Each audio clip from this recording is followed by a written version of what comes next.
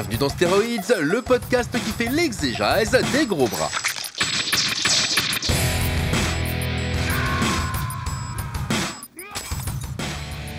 Bienvenue dans ce nouvel épisode de Stéroïdes The Podcast, je suis Stéphane Moïsakis et aujourd'hui, incroyable, grande nouvelle, un nouveau venu dans l'émission Stéroïdes.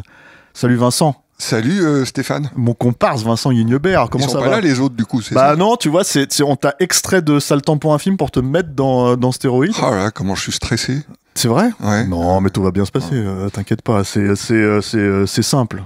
Tu vois. J'ai l'habitude à faire des blagues qui font rire les autres, mais toi c'est difficile un peu. Non, ça va. Ah bon? Non, si, regarde, tu vois, ça marche bien, regarde, ça commence, tu vois. Mais non, mais c'est surtout qu'on va parler de ton réalisateur préféré. Ah, Ryan Coogler. Ryan ouais, Coogler. Ça, c'est pas bien. Ryan Johnson, pas Ryan, Ouais. voilà, c'est l'autre Ryan. Pas Ryan Reynolds, pas Ryan Gosling, voilà. Ah, j'aime bien Ryan Gosling aussi. En tant que réal. Ouais. Ouais. Moi, j'ai pas vu son film. Donc, je suis pas. Ça part en, tu vois, c'est Ouais, freestyle, hein, ouais. tout ça, c'est très, voilà quoi. Alors, on est là pour parler de Sinners. Mhm. Alors, il faut être honnête, on dévie un tout petit peu de la ligne éditoriale de Stéroïdes, un tout petit peu, parce qu'en fait, c'est quand même un film fantastique. Oui, carrément. Voilà, on spoil hein, comme d'hab, hein, voilà, ceux qui nous écoutent dans Sale temps le savent, ceux qui nous écoutent dans Stéroïdes le savent. Et effectivement, en fait, on rattrape ce film qui vient de sortir hein, ce mercredi pour traiter un petit peu l'actualité. C'est-à-dire qu'il faut quand même préciser les choses. Ce genre de film-là, on les montre très très tard. Il y a des embargos en général.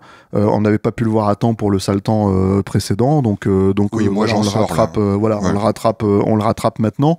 Moi, je l'ai vu la semaine dernière en projection, donc j'ai peut-être un peu plus de recul sur le film, en tout cas juste par rapport à ce que ça raconte et tout, mais toi, on va en parler. Avant de commencer, il faut qu'on précise en fait, parce que sinon Alain il va me taper en fait, hein, il faut qu'on précise en fait qu'on va bientôt lancer la campagne en fait du prochain MOOC, la prochaine revue Capture Mag, cette fois consacrée à John Woo. Donc alors Alain, toi t'as ton micro hein, sous la main, hein. Dis J'ai bonjour Alain. tout. Voilà, Je dis suis bonjour aux bonjour gens. Stéphane. Voilà. Bonjour Salut Alain. les gens. Voilà. Bonjour Vincent.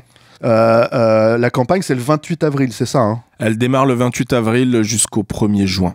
Voilà, c'est ça. Donc un mois bien serré pour précommander notre numéro consacré à John Woo. Il y a une douzaine d'interviews, en plus d'une interview de 4 heures de John Woo, donc ça fait qu'il fait à peu près 20 pages dans le numéro, quoi. Toi, John Woo, bon, tu m'as dit, j'ai revu Volte-Face, j'ai fait, bof. Ouais, bah, Voilà, bon, tu vois, c'est comme donc, ça. Ouais, je préfère. voilà. J'ai pas vrai. forcé pour écrire dessus. Ouais. Exactement. Tu forces. Je sais que tu forces déjà sur le prochain, et en fait, on dit pas encore ce que c'est, mais ça va être un gros morceau aussi, quoi. Et ça, c'est cool. Mais bon, t'écris un petit peu dedans, quand même. Hein. Tu nous as fait un chouette texte sur Zelda. Ouais, Voilà. absolument. Mais voilà, donc on prend tout ce temps pour en parler. Donc voilà, si vraiment si vous êtes intéressé, bah, soyez au rendez-vous et de toute façon vous allez en entendre parler sur nos réseaux. Voilà, donc on se lance sur Sinners, le dernier film de Ryan Coogler avec Michael B. Jordan notamment dans un double rôle. Comme tu le sais bien, en fait, j'aime bien lancer, même si c'est ta première émission dans Stéroïdes, Ouais, j'aime tu veux bien que je lancer pitch le pitch du film. Et j'aime Ok. bien savoir. En fait, c'est un bon test parce que souvent les pitchs, en fait, ça dépend qui le fait. T'as des gens qui sont très très concis, et puis t'as des gens à la Arnaud Bordas qui. Alors à l'époque des dinosaures, tu vois, on n'avait pas encore inventé le cinématographe, tu vois. Et bref, vas-y. Bon, on va dire que c'est plutôt un bon scénario, et quand c'est un bon scénario, c'est plutôt facile à pitcher. Et donc ça se passe dans le Mississippi dans les années 20, avec des jumeaux, en l'occurrence qui s'appellent Smoke et Stack, je crois, C'est ça. qui sont donc originaires du Mississippi, mais on apprend qu'ils ont passé 7 ans à Chicago. C'est des gangsters. En gros, ils ont fait un peu fortune à Chicago, et puis ils reviennent au pays. Dans une petite ville, je sais même pas si elle est nommée cette petite ville, peut-être, mais C'est en Caroline du Nord, je crois. si Ouais, je dis pas de voilà. bêtises, ouais. et du coup ils reviennent pour monter un club de blues et en même temps un tripot. Voilà, ils veulent abandonner le côté gangster et faire cracher un peu les gens du coin pour s'adonner à leur passion, le blues, etc. Et donc ça se déroule, c'est un film qui se déroule sur 24 heures, on va dire. Donc ils arrivent dans cette petite ville et tout est prêt. En fait, ils achètent une ancienne scierie à un propriétaire local blanc. Ouais. Voilà, mais il y a un peu des doutes sur le lieu. Voilà. Ouais, puis dont on comprend quand même qu'il peut faire probablement partie du Ku Klux Klan, quoi. Oui, voilà, c'est dit dès le départ. Et donc ils investissent le jour même cette scierie. Ça fait partie des choses sympas dans le film. Il y a un côté recrutement, on va dire, hein, cette mercenaire, Ocean Eleven, etc. Ils vont chercher des joueurs de blues, des amis qu'ils n'ont pas vus depuis longtemps, etc. pour faire la fête le soir et ouvrir le club. Et puis on apprend très vite, parce que c'est dès le générique en fait que il y a des légendes autour des racines de la musique, etc. dans diverses peuplades où la musique peut ressusciter des morts ou en tout cas il y a un lien. Elle déchire la fabrique de l'espace et du temps. C'est voilà. Comme ça que c'est présenté. Ouais, c'est comme ça, ouais. Et puis, donc voilà, on sait qu'il va se passer des choses et très vite on rentre dans ce qui est une logique de récit à la Une nuit en enfer de Robert Rodriguez. Pas loin, ouais. Voilà. Tout à fait. Donc c'est vrai. Alors c'est vrai qu'on est dans un film en fait donc qui en gros est plus ou moins un film de gangster, on va dire, hein, à peu près, même si en gros c'est justement des gangsters qui raccrochent, mais on se doute qu'ils vont devoir ressortir les tromblons, quoi. Et effectivement qui dérivent assez régulièrement. Alors c'est pas comme Une nuit en enfer où par exemple si t'étais pas au courant, d'un seul coup le film dévie, il y a un espèce d'appel du fantastique qui est mis en avant par la danse notamment de Salma Hayek, et puis en fait qui d'un seul coup dérive derrière dans le pur fantastique, quoi. Là c'est amorcé, il y a comme tu disais cette mention mythologique en fait qui est présentée en ouverture. Il y a aussi le fait que le film commence par la fin. Ouais. C'est-à-dire il y a vraiment un tout un tout petit moment, alors j'allais dire in media res comme on dit, mais pas tout à fait en fait, c'est vraiment la fin, quoi.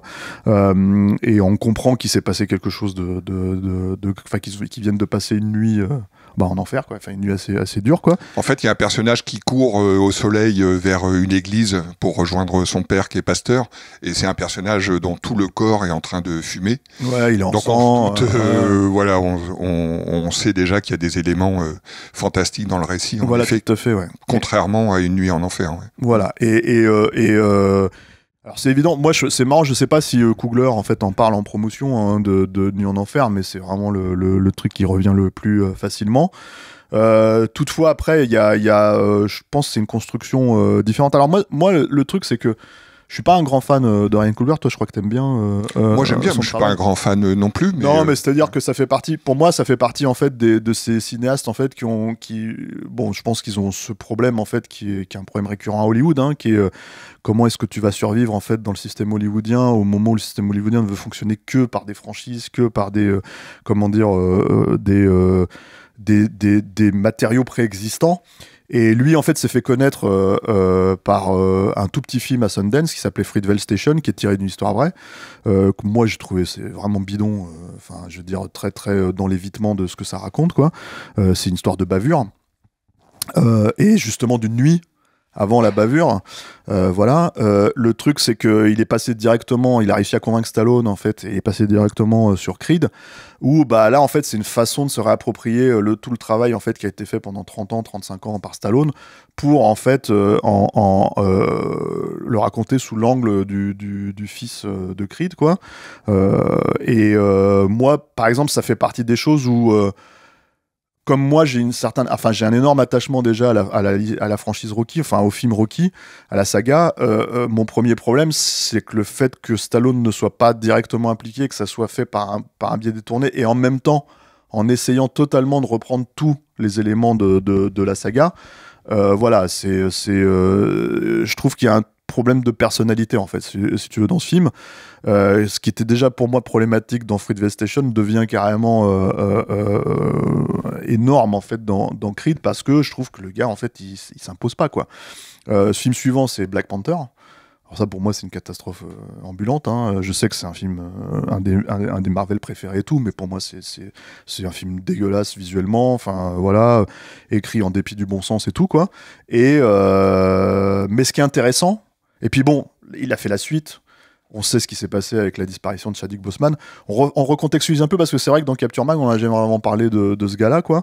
Mais là, ce qui est intéressant avec Sinners, c'est que pour moi, c'est peut-être, entre guillemets, le dernier truc où je me dis, je vais lui laisser une chance, dans le sens où, en fait, tout le crédit des succès qu'il a eu au box-office avec les Marvel notamment et avec le premier Creed, puisqu'il est producteur sur les autres, mais il n'est pas vraiment impliqué, quoi. Il est vraiment, c'est un crédit parce qu'il a relancé la franchise sous cet angle-là, quoi. C'est vraiment en fait de se dire qu'est-ce que ce type a à proposer d'original dans Hollywood aujourd'hui, en rapport, en fait, quel est le film qui lui tient à cœur, si tu veux, quand on lui donne une carte blanche, parce que c'est ça, en fait. En gros, la Warner lui donne une carte blanche suite au succès des deux Black Panther et tout, quoi. Moi, je trouve qu'il y a des choses intéressantes dans le film. Mais t'as dit un mot-clé, en fait, et on va en parler, je pense, tu vois, c'est la structure du scénario. C'est-à-dire que t'as dit le scénario est bon. Et moi, je trouve que c'est le premier problème, en fait, du film, c'est qu'il y a des très bonnes choses dedans. Il y a notamment, en fait, je trouve, par exemple, il y a un plan dont on va parler, en fait, qui est un plan au milieu du film, qui est un espèce de plan séquence, en fait, où, en gros, justement, à ce moment-là, quand la boîte est mise enfin, quand la grange, en fait, est installée, quand ils commencent à faire la fête et tout, t'as un des personnages, en fait, qui joue, qui est celui, en fait, dont on dit que sa musique va comment dire... ouvrir les portes, en fait, si tu veux, de toutes les dimensions, quoi. On le montre, il le montre, en fait. Et ça, c'est un plan qui est plutôt pas mal, en fait. Je pense qu'un vrai grand réalisateur virtuose aurait fait quelque chose d'absolument magique. Mais mine de rien, l'idée est là, elle fonctionne dans le film, et il y a cette espèce de notion où quand il se met à jouer, t'as des musiciens du passé, des musiciens, en fait, du futur, quoi, de notre époque, qui le rejoignent. Et ça, c'est plutôt cool, en fait, c'est plutôt bien fait. Et c'est un plan qui amorce également le fantastique à ce moment-là, quoi. Et qui appelle, en gros, les créatures de la nuit, puisque c'est ça, en fait, dans le film, quoi. C'est qu'ils vont se faire attaquer par des vampires, quoi. Ce plan, moi, je trouve assez beau, voilà. Ouais, pour moi, c'est une scène anthologique. Hein. Enfin, je le trouve beaucoup plus que beau. Il est totalement habité par une vision qui est... Alors, ça y est, on est parti pour parler de cette scène, mais cette scène, elle apparaît au bout de peut-être une heure et quart. C'est vrai, comme on l'a dit, on spoil, hein, c'est vraiment... voilà. Et peut-être avant de reparler de cette scène, il y a quand même une heure et quart de construction de récit que je trouve, moi, assez remarquable, avec des personnages qu'on peut... Alors, pour moi, l'un des plus gros défauts du film, c'est le double rôle de Michael G. Jordan, parce que d'une part, les deux jumeaux n'ont pas assez de personnalités pour se différencier, ouais, c'est ça, c'est clair. Et ça n'a absolument aucun intérêt que ça soit des jumeaux. Ça aurait pu être deux acteurs avec des frères, un grand, un petit. Ils sont. J'ai passé le film à dire qui est avec qui, etc. Alors que leurs histoires d'amour sont vachement intéressantes, mais j'ai jamais réussi à savoir qui était Smoke et qui était Stack, même si au début du film on nous montre bien qu'il y en a un qui a un chapeau rouge et l'autre une casquette bleue, et c'est déjà un signe d'échec sur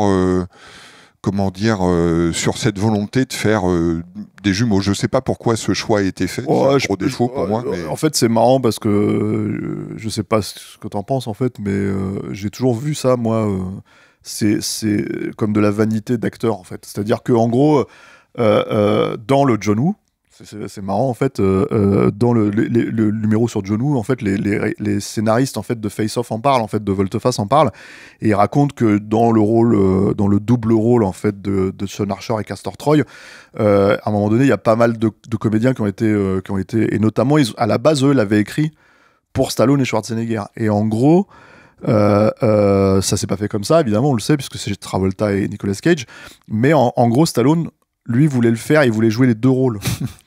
Et il était persuadé qu'il pouvait faire les deux rôles, en fait. Voilà. Mais t'as la même chose avec Van Damme dans Double Impact, t'as la même chose, enfin, t'as plein d'exemples comme ça dans l'histoire du cinéma. Et le truc, c'est que, comme moi, j'ai tendance à voir Michael B. Jordan comme quelqu'un qui est extrêmement vaniteux et prétentieux, si tu veux, en fait, j'ai l'impression que c'est un peu un espèce de figure imposée qu'il a mis sur le film, quoi, qui n'a pas de sens pour moi scénaristiquement parlant, je suis d'accord avec toi, qui effectivement n'a pas de sens quand tu regardes le film, parce que je trouve que ça fait partie des problèmes dans la porte d'entrée aussi du film. C'est-à-dire qu'en gros, bon, tous les films font 2h30, 3h maintenant, mais celui-là, en fait, il déroge pas, il fait 2h15.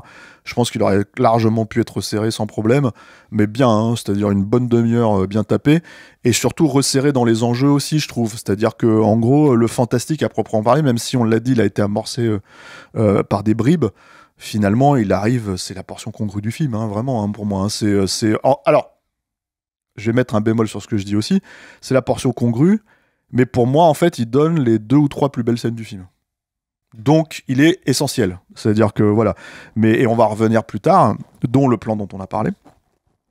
Et effectivement, moi, en fait, il y a ce truc où tout ce temps qui est pris pour mettre en place les relations entre les personnages, que ce soit par exemple leur histoire d'amour effectivement respective, que ce soit leur relation avec le jeune musicien, que ce soit avec le vieux aussi, que ce soit en fait les relations avec la ville.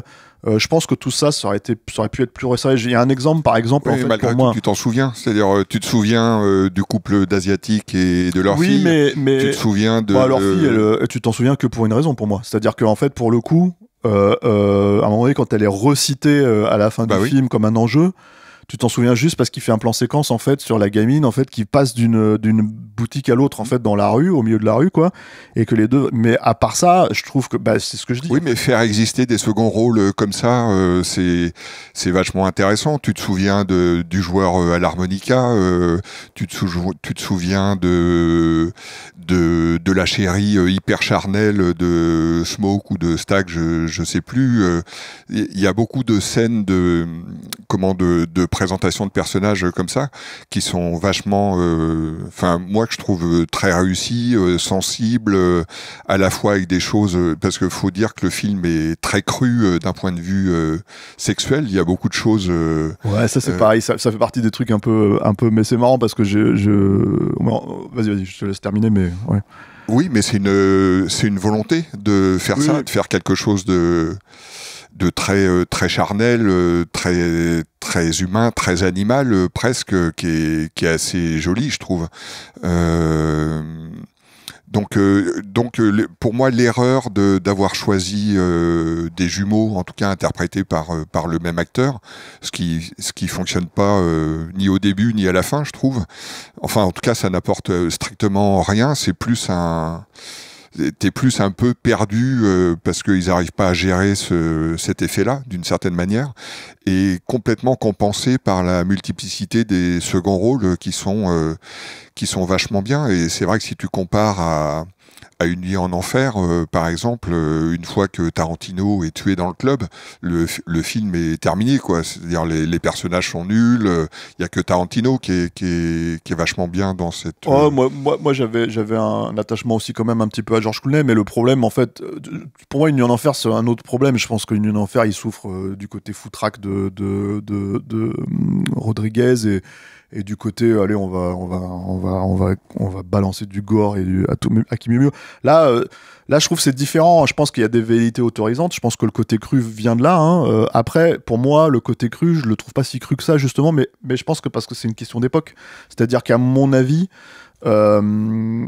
c'est très difficile en fait de faire ça aujourd'hui à Hollywood quand on te met un directeur inclusif si tu veux pour regarder comment ça va se jouer sur le plateau, quand on te dit ouais mais il y a des choses qu'on peut pas montrer, quand tu sais qu'il y a quand même une grande partie des spectateurs qui se plaignent en fait que les scènes de cul servent à rien, tu vois, etc. Donc en fait il y a je pense que c'est tout un aspect aujourd'hui où effectivement par rapport à l'époque un peu pudibonde, en fait,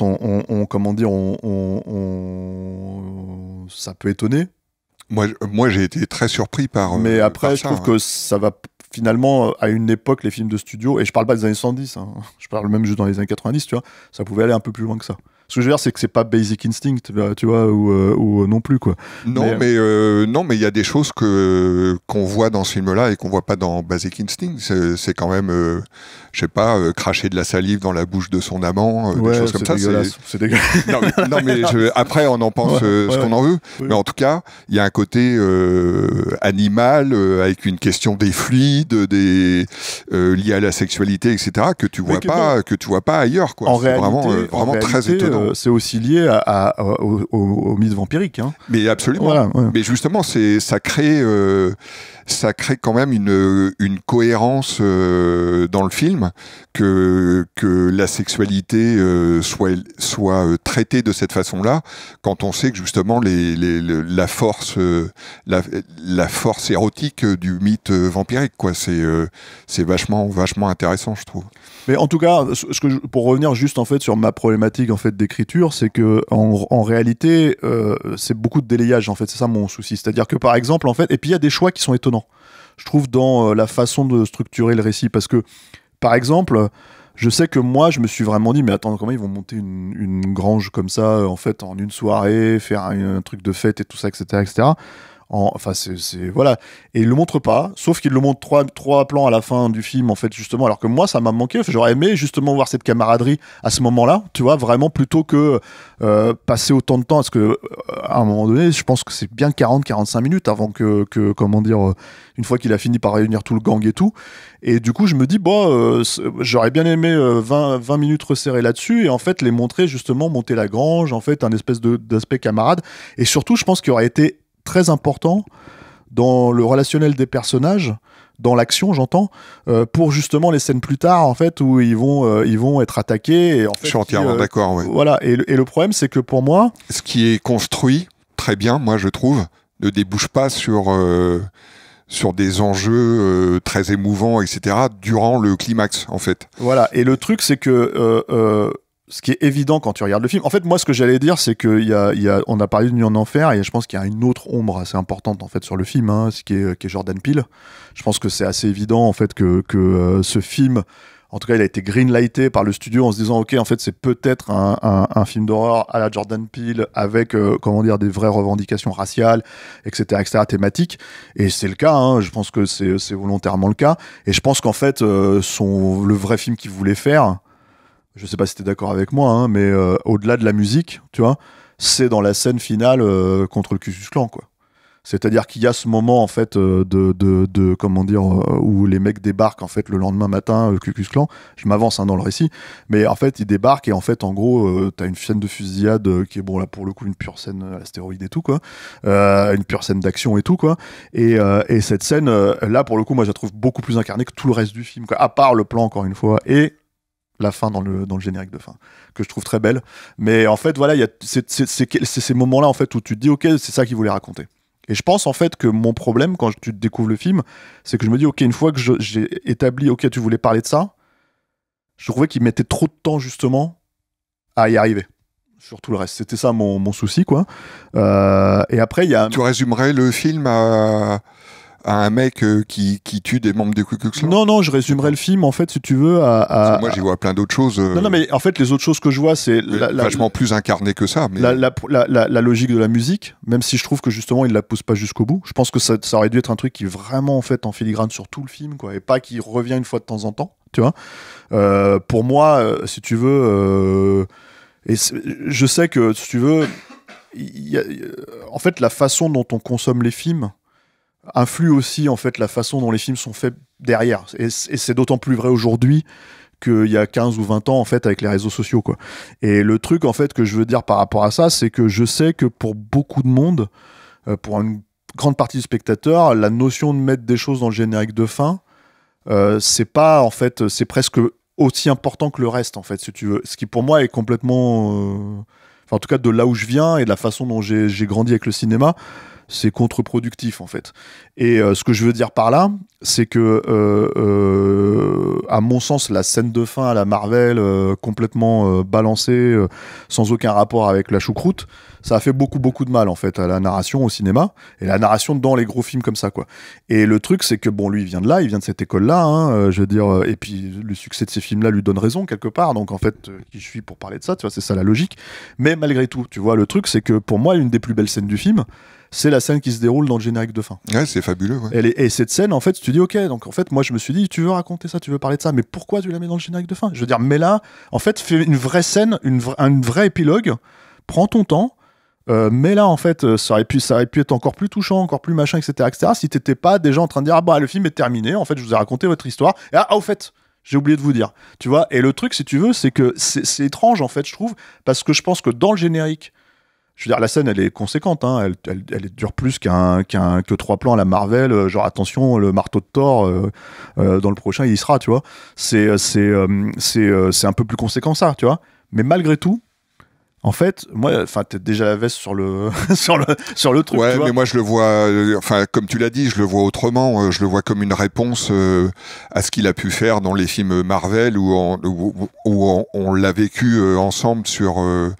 Le dernier Captain America, Captain America, t'es bien brave. Où t'as tout le monde, les attachés de presse, les machins, restez jusqu'à la fin, il y a une scène. Sûr, ouais. Et t'es là et tu vois 15 secondes lamentable et tu bien me dis, sûr, mais vous foutez de ma gueule. C'est autre chose. Et donc c'est une réponse à ça. Il dit, moi je l'ai vu comme un geste en disant, si vous faites une scène post-générique, il faut que ça soit quelque chose d'éclairant, il faut que ça soit quelque chose d'investi, d'éclairant, qui donne une lumière particulière au film, etc., qui raconte quelque chose, et il le fait remarquablement bien, quoi. C'est-à-dire, tu sors de là et tu te dis, ah ouais, d'accord, j'avais déjà ressenti un petit peu ce qu'il voulait me dire, mais là, clairement, il avait de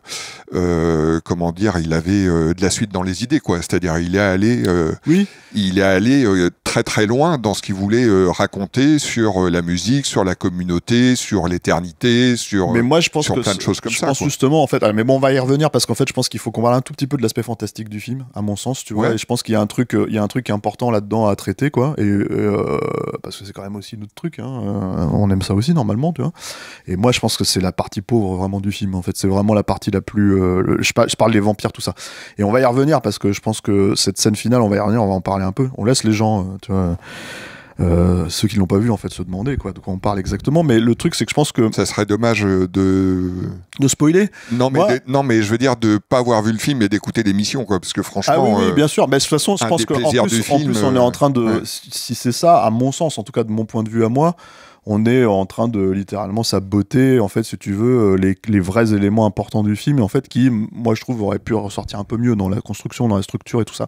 Le truc, si tu veux, c'est que il y a cet élément, en fait, du fantastique, qui est donc la notion, en fait, que les vampires ont besoin d'être invités dans le lieu, si tu veux, qui est un truc qui est présenté dans une scène d'ouverture où, en gros, t'as des Indiens qui poursuivent un type qui a été vampirisé, quoi. Et le type qui a été vampirisé est invité par, dans la maison par... Bon, on le sait pas, hein. C'est un vampire. Mais bon, le mec il fume, il a du sang sur la gueule, il a limite des dents, enfin voilà, t'as plus ou moins compris quand même qu'il y a un truc qui va pas avec ce gars-là, quoi. Et comme en fait les personnages qui invitent le type sont des blancs racistes, c'est des membres du Ku Klux Klan. Des membres du Ku Klux Klan, voilà. Les costumes. Voilà, c'est ça. En fait, le truc c'est que en gros ils envoient chier les Indiens et en fait ça leur retombe sur la gueule, quoi, évidemment, puisqu'ils se font eux-mêmes vampiriser. Alors, pour moi, le premier problème, c'est qu'on se retrouve avec une menace qui est de toute évidence, encore une fois, je veux dire, je pense qu'il veut parler du Ku Klux Klan, tu vois, encore plus que des vampires, en réalité, tu vois. Mais ça, pourquoi pas, c'est pas du tout un souci, quoi. Mais déjà, la première problématique, c'est qu'il y a une espèce de façon de présenter la menace, en fait, si tu veux, où ils sont quand même 3, à la fin, en train d'arriver, tu vois, dans le truc, quoi. Et t'as un espèce de jeu qui est fréquent dans le fantastique, mais là, je trouve que c'est problématique, si tu veux, c'est que t'as un espèce de jeu, en fait, il compte quand même sur l'imbécilité des personnages.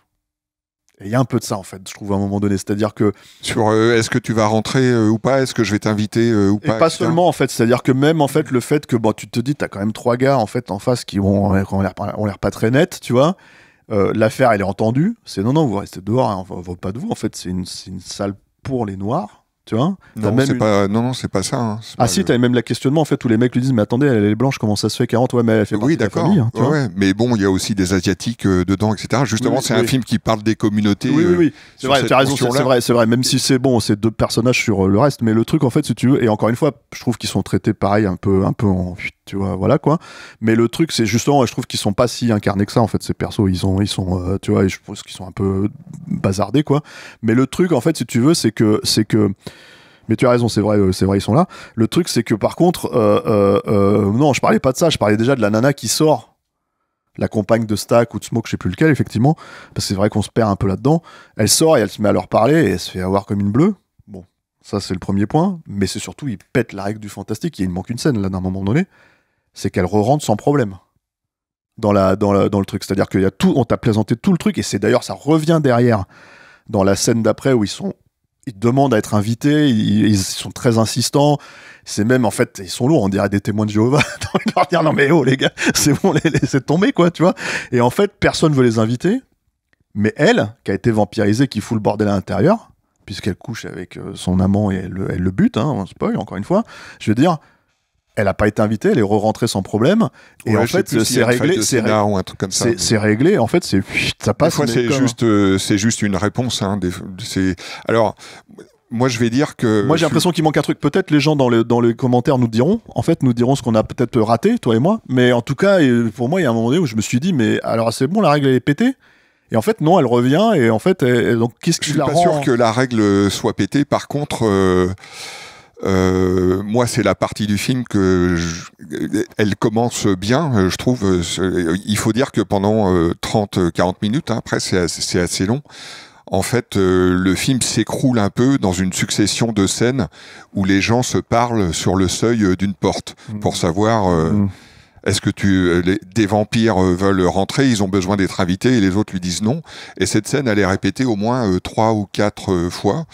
La première fois, moi, je la trouve formidable. Quand les 3 arrivent, commencent à jouer un morceau, ils disent non, c'est pas mal, ouais. On est musiciens, on vient passer du temps avec vous, etc. On sent qu'il y a anguille sous roche. C'est très très bien fait. Il y a des répliques drôles en disant c'est pas mal la musique pour des blancs, c'est pas mal ce qu'ils font, etc. C'est très rigolo. Et mais le problème, c'est que on devrait passer à l'action plus rapidement. Or, cette confrontation entre ceux qui sont à l'intérieur et ceux qui veulent rentrer, sans qu'il y ait encore un réel élément fantastique, en tout cas c'est très, très diffus, et répété plusieurs fois. Et moi je me suis dit, là je m'ennuie, il faut qu'on passe à autre chose. Alors en fait, il y a quand même... Dans cette répétition, il y a des choses absolument incroyables qui se passent dans ces 30-40 minutes. Il y a notamment une sorte de gigue avec les vampires au bout d'un moment où ils se mettent à danser ensemble, etc. Et tout ça finalement rejoint des thèmes qui sont développés depuis le début, qui sont des thèmes de la communauté. C'est un film qui parle des communautés. En gros, il oppose 3 communautés. Hein. Il oppose la communauté des vampires, la communauté du Ku Klux Klan et la communauté... Pour moi, c'est la même, mais pour le coup, les vampires et Ku Klux Klan, c'est plus ou moins la même. Hein. Oui, ouais. mais c'est la même sur des idées qui sont développées de la communauté extrémiste, c'est-à-dire de tous ceux qui sont liés avec un leader, etc. Selon qui veulent. Il n'y a pas de communauté qui peut exister en dehors de la leur, en fait. Et donc tout ce qui se passe à l'intérieur du club de blues, qui est parfois un petit peu long, c'est aussi l'idée de montrer une communauté où il y a débat. C'est-à-dire, en effet, les personnages discutent entre eux, ils sont pas tous d'accord. Il y a l'idée d'une communauté parce que ce sont des Noirs américains, mais c'est quand même une communauté qui est assez ouverte. C'est-à-dire, il y a des Asiatiques, il y a une mulâtre, comme ils disent. Ils veulent pas la laisser rentrer au début, mais finalement, elle rentre. Et tout ça, c'est une vision qui est pas toujours très bien racontée, mais en tout cas qui est vachement intéressante dans le film, dans la cohérence de ce que ça montre sur. Est-ce que tu crois pas qu'elle est mal racontée, parce que je pense que justement en fait il y a une problématique dans la façon d'assumer le fantastique, c'est-à-dire que pour moi à mon sens en fait le premier problème du film c'est que tu vois en fait je veux dire mettre 3 personnages de vampires qui sont fondamentalement différents des premiers personnages du Ku Klux Klan qu'on te montre dans le film. Je pense qu'il y a un questionnement intellectuel où le type s'est dit attends, je pars d'un monde réel pour construire mon fantastique, tu vois, et je peux pas en fait suggérer dans mon film que en vrai le Ku Klux Klan c'est des vampires, parce que si je fais ça en fait je dénature le vrai mal en fait oui, mais j'en fais quelque chose de fantastique, j'en fais quelque chose presque même de mythologique, et je pense qu'il a cette crainte en fait autour du truc, tout en refusant de lâcher quand même la thématique initiale, c'est-à-dire vraiment en fait d'où l'apparition de la scène finale, en fait la scène de fusillade, tu vois, et le truc c'est que je pense en fait que là le film il se perd complètement dans tous ces trucs là. Qui plus est, en fait, c'est-à-dire, encore une fois, je veux dire, il y tient à cette notion de musique, tu vois, si tu veux, et comme un élément, comment dire, déclencheur, tu vois. Et c'est pour moi, en fait, si tu veux, quand il fait une scène comme la scène dont on a parlé, dans le plan, en fait, le plan séquence et tout, il gagne chez moi, hein. Il gagne d'un seul coup en fait 20 minutes de film. C'est-à-dire je me dis ah ça y est, là, tu me réintéresses donc je veux revoir le truc et tout. Et effectivement pour moi c'est les montagnes russes, parce que je trouve que ça mettait beaucoup de temps à démarrer, je trouve qu'il manquait pas mal de choses émotionnellement justement, tu vois.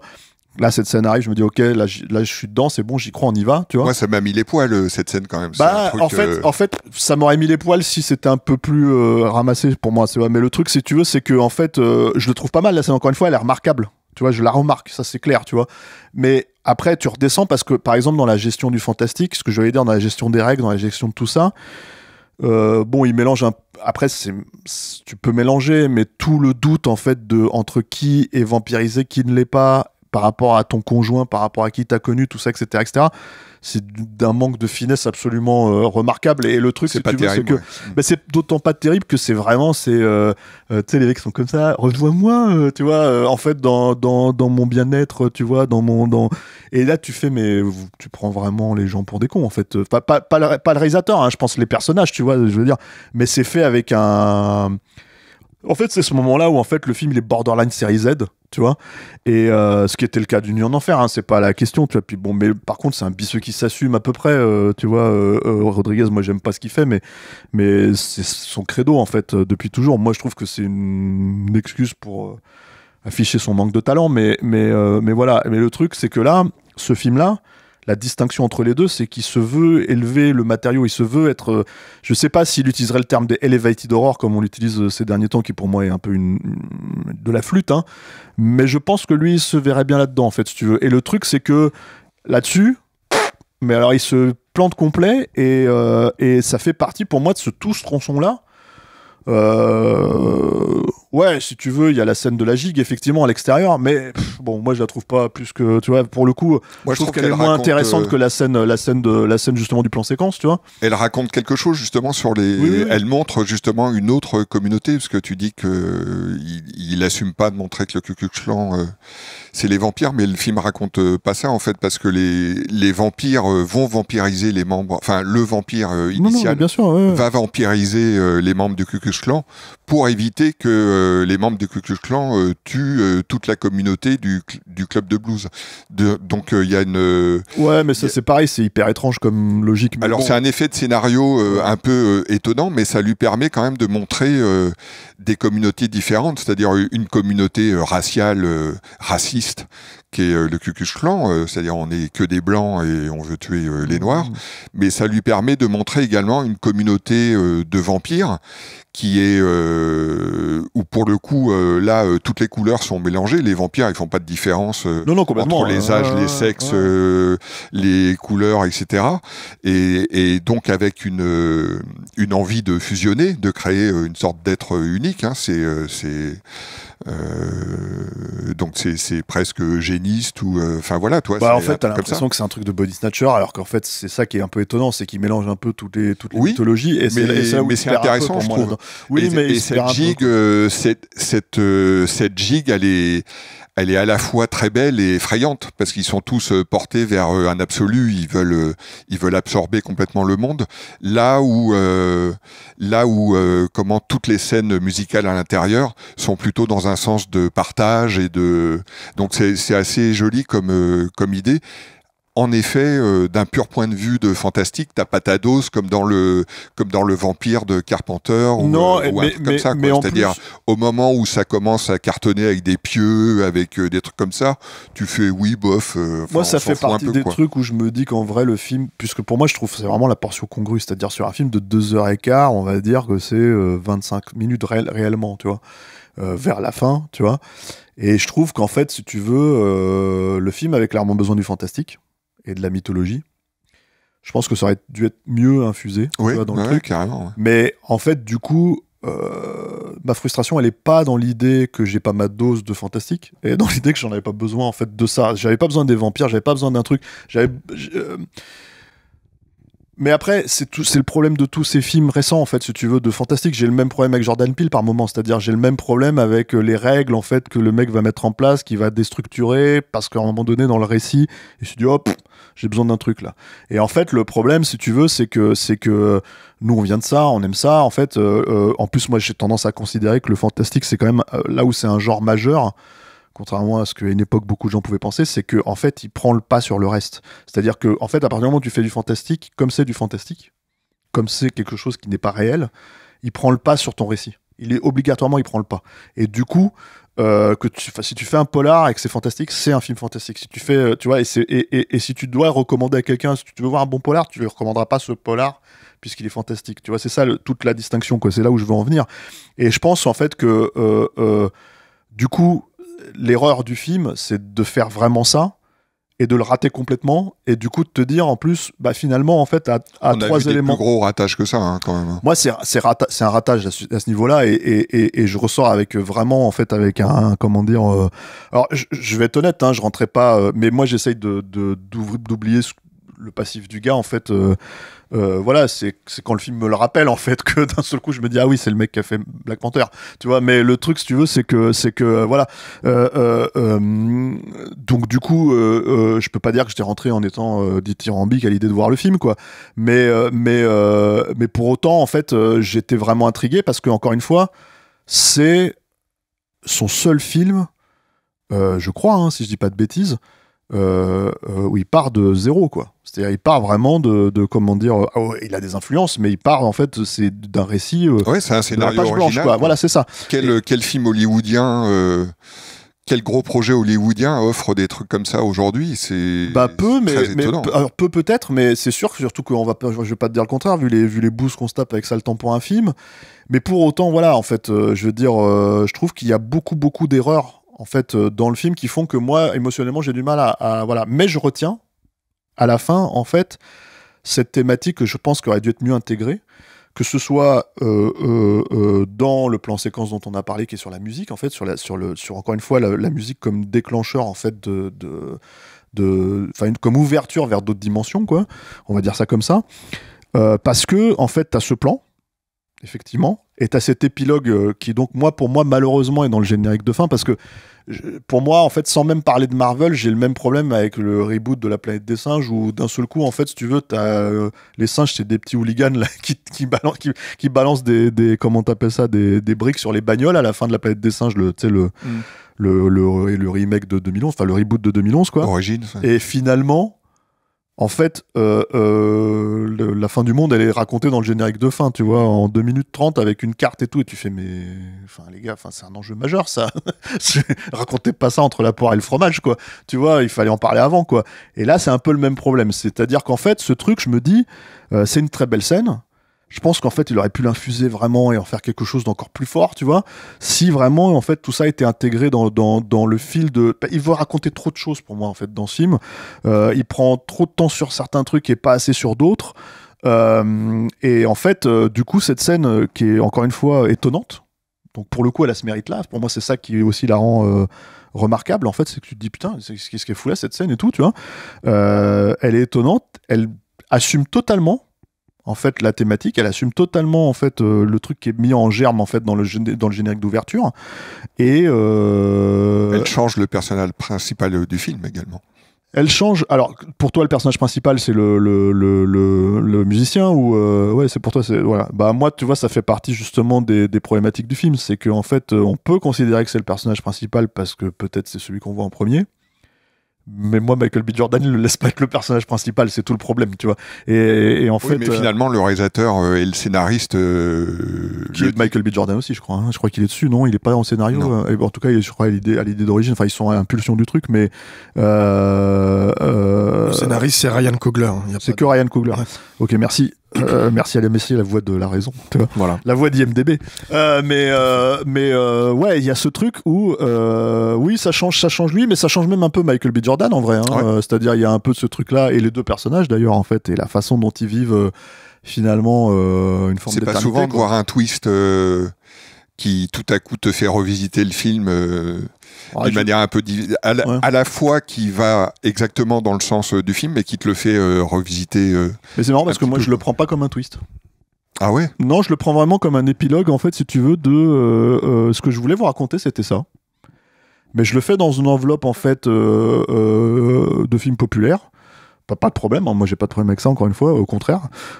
J'adore quand les films arrivent à faire les deux, quoi. Mais j'adore quand c'est des flèches. Tu vois, j'adore quand c'est vraiment un truc où tu dis ouais, c'est imparable.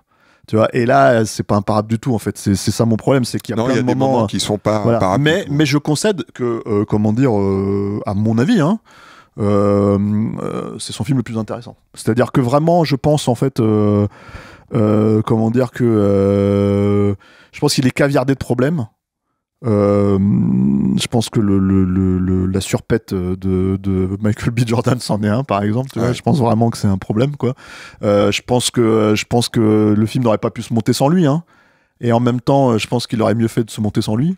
Parce que tu vois, tu disais, effectivement, tu disais pourquoi il y a deux personnages, mais d'un seul coup, en fait, c'est de la surcompensation. Parce que si tu considères, et si Ryan Coogler considère que le personnage principal, c'est le personnage du musicien, bah, dans ce cas-là, comment dire, ouais, Michael B. Jordan, il est vraiment en trop, quoi. Tu vois, il est, enfin, le double personnage, quoi. Tu vois. Donc ouais, il y a tous ces trucs-là en fait dans le film qui sont. Bon, toi, t'as beaucoup plus aimé.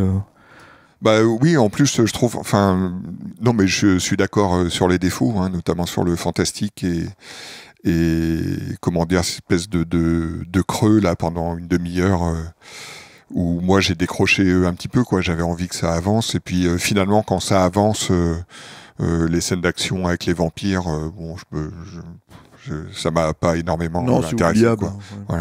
Voilà. Par contre, le film me rattrape évidemment sur la fin, sur la scène post-générique, notamment sur le lien qui est un peu diffus dans le film, mais sur l'éternité des vampires et l'éternité de la musique, quoi. Et donc cette scène centrale, ce plan séquence qui défie le temps, qui relie le funk au hip-hop, à la musique tribale, au blues, tout ça, c'est absolument somptueux, je trouve, en faisant apparaître les personnages à l'image, etc.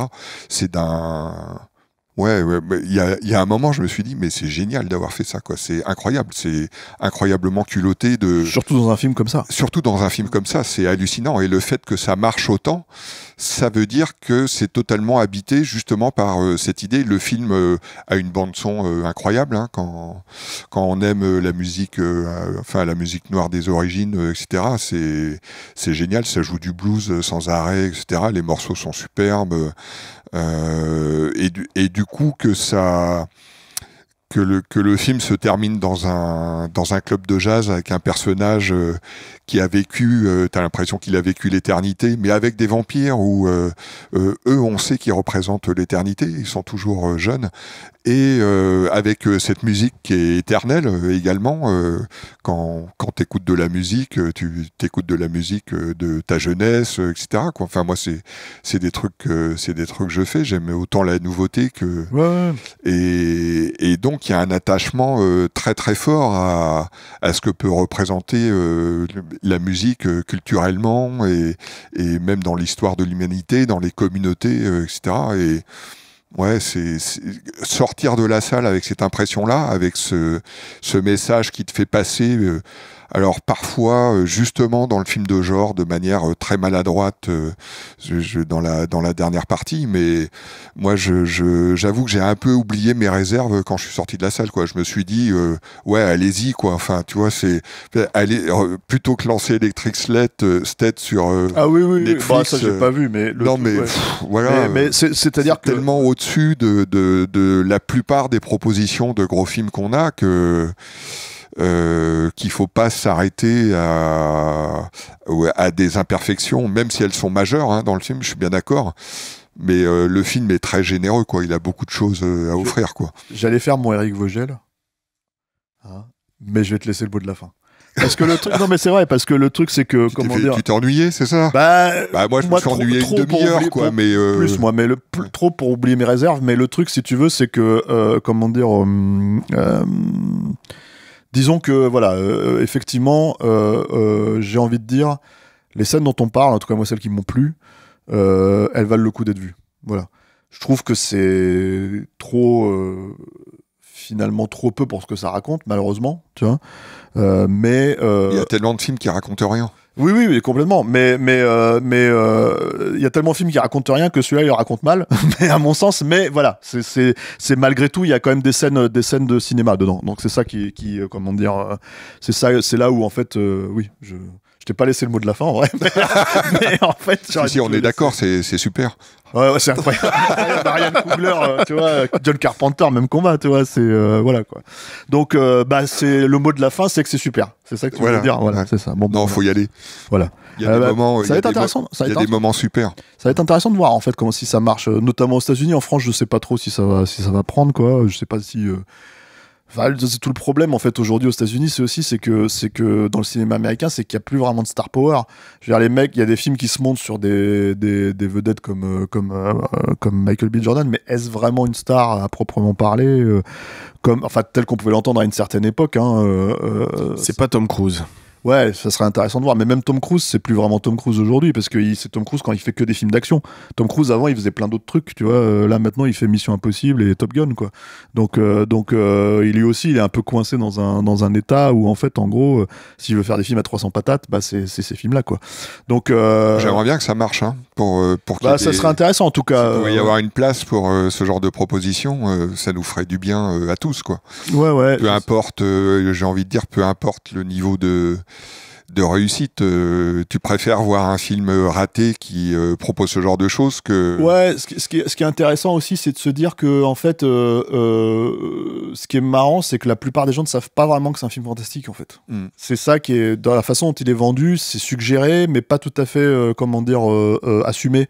Et c'est étonnant parce que, pour le coup, après, ça peut se comprendre quand tu vois le film, mais ça serait vraiment la première fois qu'un studio hollywoodien vend le film pour ce qu'il est. Mais le truc, si tu veux, c'est que en gros, c'est surtout que s'il y a un élément, en fait, sur lequel ils peuvent vraiment le raccorder au cinéma actuel, c'est Jordan Peele, en tout cas, cette vague. Et pour le coup, je veux dire, c'est des films qui marchent. Donc je pense qu'il y a, je pense que c'est un potentiel. Il faut voir maintenant. Nous, on enregistre aujourd'hui là, le jour de la sortie en France, mais le film sort le vendredi.